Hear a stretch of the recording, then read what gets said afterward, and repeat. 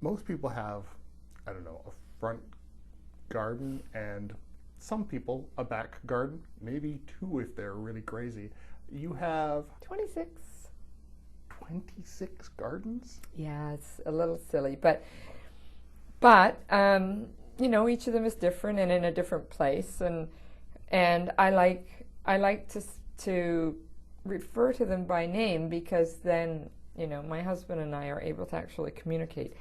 You know, I'm going to go weed the shed garden. Well, he'll know where to find me because that's a distinct garden, or the arbor garden, or the, you know, the west yard, or the pine garden, or the rockery, or the hortus familia, or the forage garden. Or I could go on. It's not, I should say, a gardening book. No, no, it's not.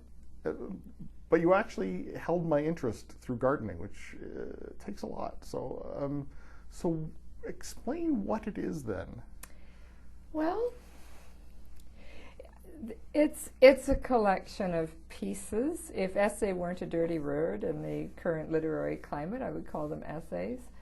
Blogs? We could call it. No, it's not a blog. The pieces start their life on my website, but it's not a blog as I understand the word. The website is frugalistagardener.com, and I started it 2 years ago. But it's not a blog in the sense that I'm not sort of writing it and posting it right away. They are essays. They are polished. They're polished pieces of writing that I post, and I try to post one every week. I'm not entirely consistent, but I do my best.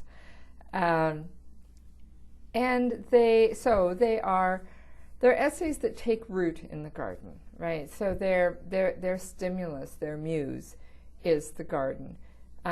They're not sentimental. They're not, you know, oh, isn't it lovely? It's not that. It's the garden for me prompts all kinds of contemplations and meditations on how the world works and what the place of the human in the world is. Not only the natural world, but the built world too. But to a large extent, the natural world. And we're part of that world. We're animals. And it's really interesting to me. I can't help but think about it when I'm gardening. And I swear I'm not unique, because I know that the gardeners that I hear from, they're responding because they have the same kind of thoughts too. So when you see, you know, a flower open at precisely 10 o'clock every morning, and another flower open at precisely 3 o'clock in the afternoon every day, you start to wonder, well, what kind of a clock are they on? And what's our clock that's equivalent to that? And what has that got to do with the watches that we wear? What is the sense of timing in the natural world compared to the sense of timing that we've constructed as humans?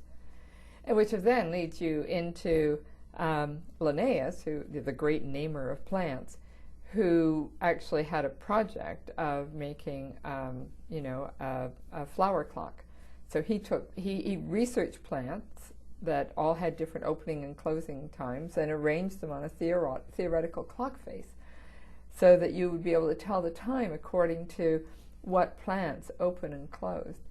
Which then made me think, well, to what extent am I aware of the opening and closing of the leaves and flowers in my garden, and to what extent does that influence how I portion out my day in a timely way?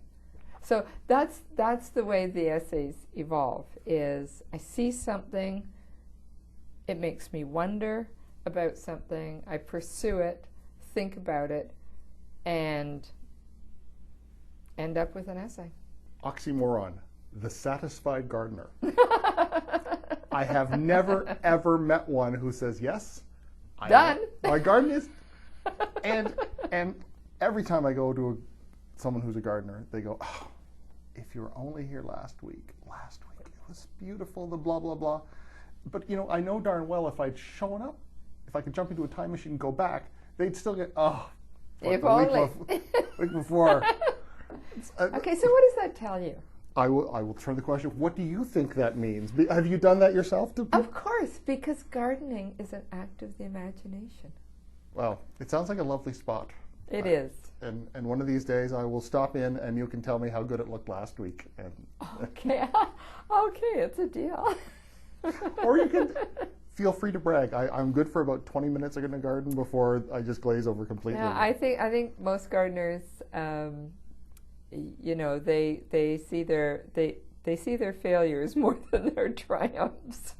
I'm not a big bragger about the success of my garden, and there's always something I'd like to try next year, right?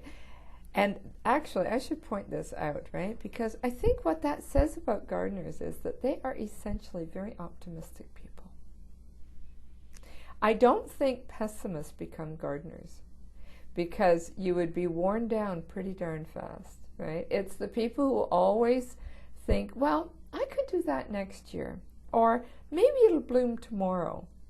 The book is A New Leaf, Growing with My Garden. I've been speaking with the author Merilyn Simonds, and A New Leaf is published by Doubleday Canada.